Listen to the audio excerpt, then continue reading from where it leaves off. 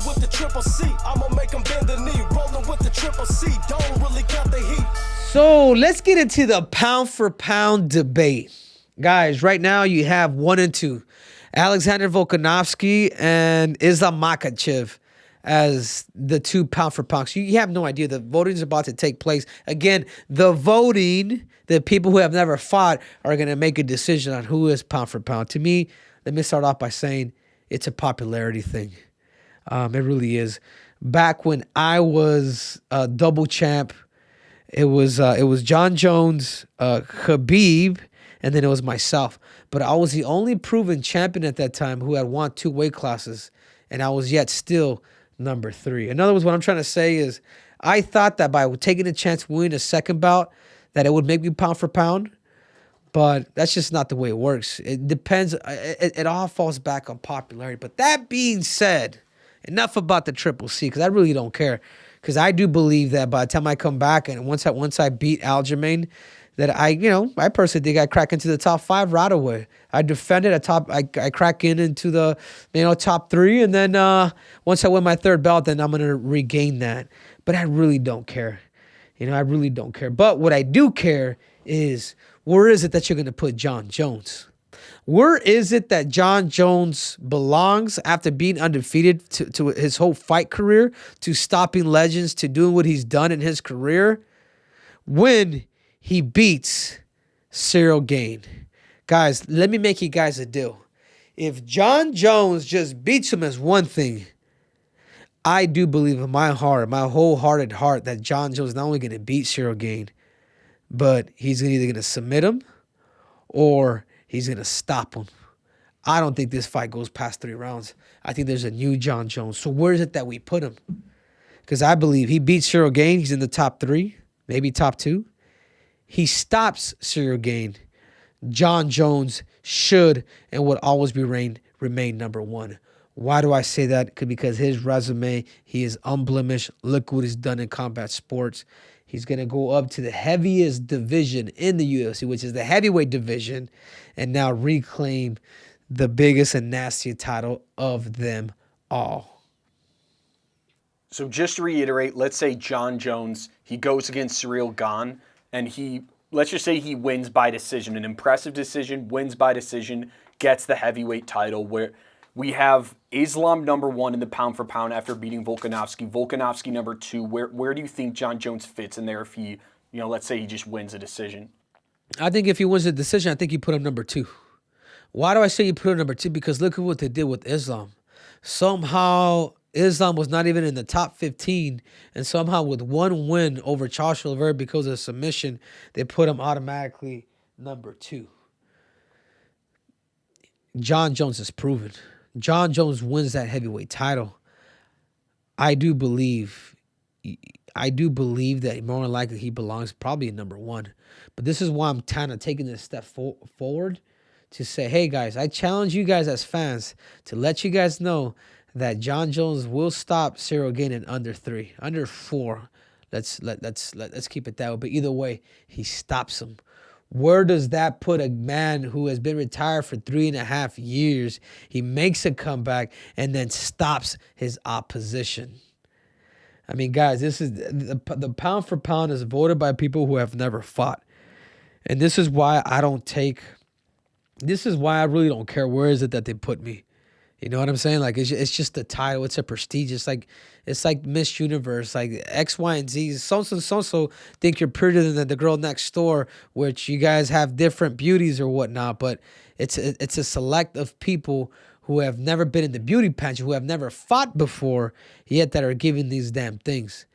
It's a popularity vote, but I still think, or I still know that if Jon Jones does come back and he finishes Ciryl Gane, from what they've did with Islam, from not even ranked in the top 10 in pound for pound, to be able to get him to number 2, and what do we have to do with Jon Jones?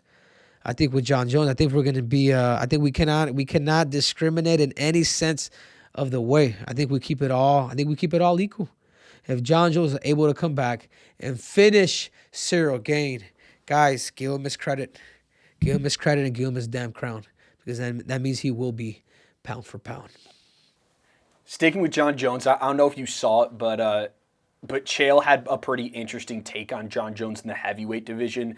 He pretty much said a quote along the lines of like, hey, Jon Jones, when he was in a very tough light heavyweight division, you saw what he did, and now he's going against guys who suck. And he was saying that in reference to the heavyweight division. I don't know if you saw Chael say that, but do you kind of agree with that, thinking of like, hey, this heavyweight division might be like shit a little bit easier maybe for Jon Jones than that light heavyweight division was? No, well, no, I think I personally think there's a couple of things that Jon Jones has done to the. Jon Jones, first of all, he has outgrown the light heavyweight division. Jon Jones has legit outgrown the light heavyweight division. He's too big. Man, guys, he was here a couple weeks ago. That dude's 260 pounds. It's crazy how big Jon is. But that being said, no, you still have Stipe. You still have Ciryl Gane. Remember, he couldn't beat Francis Ngannou.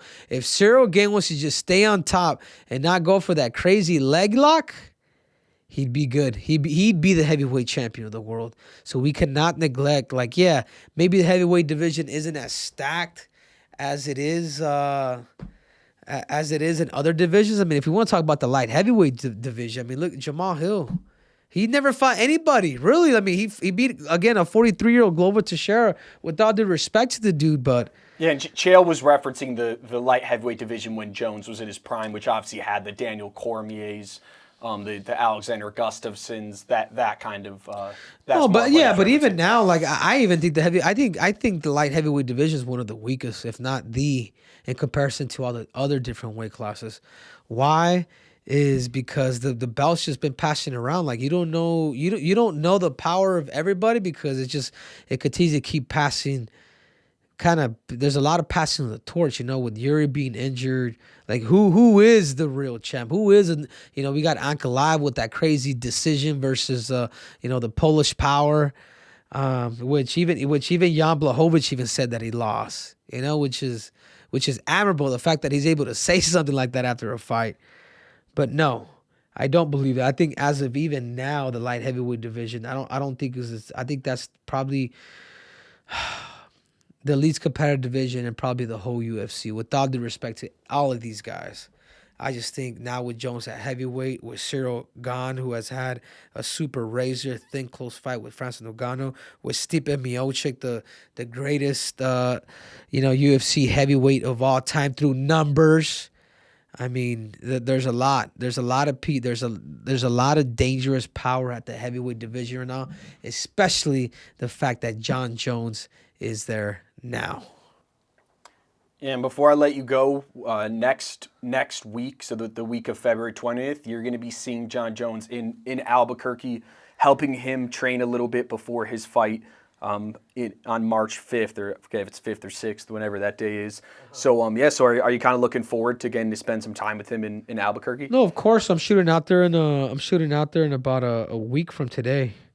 So I think it's awesome. I think we'll get a chance to just spend some time with Jon. If anything, it's more to critique him. Hey, left shoulder's out. Look for the double. Good range. Find your distance. Doing things like that, because it is...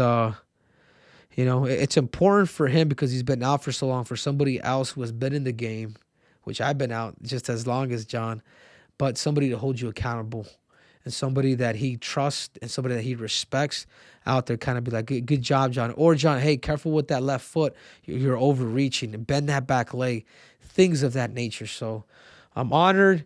I'm close with Jon now. We've developed a great relationship, and I can only tell you guys, from my standpoint, is he's a humble dude, man. He's a humble dude, and there's a reason why he's the best in the world, because he really humbles himself when he really wants to learn, and he's just there. He's all eyes and ears, and that's what makes Jon Jones, the greatest mixed martial artist of all time. So thank you guys again for watching. It means a lot to me. So you guys remember, there's more breakdowns, there's more technique, there's more tactics, and there's definitely more cringe. So make sure to subscribe and click on that button. I'm out!